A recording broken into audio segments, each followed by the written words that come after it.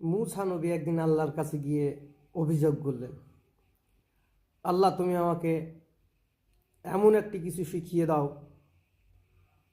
যে সেই নামটা দিয়ে শুধু আমিই তোমাকে ডাকবো, আর কেউ জানবে না। আল্লাহ পাক রব্বুল আলামিন তখন মূসাকে শিখিয়ে দিল, পড়ো লা ইলাহা ইল্লাল্লাহ।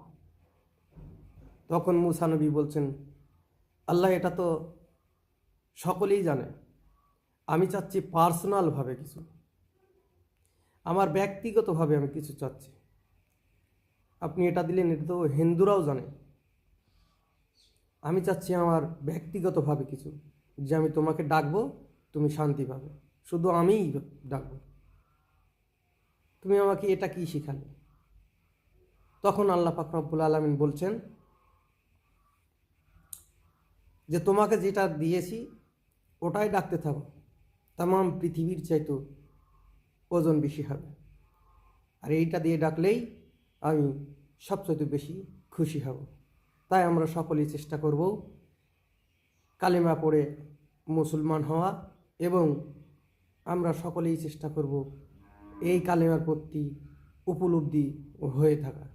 আল্লাহ পাক রব্বুল আলামিন আমাদের সকলকেই এই কালিমা পাঠ করার তৌফিক দান করুন। সকলেই বলি আমিন।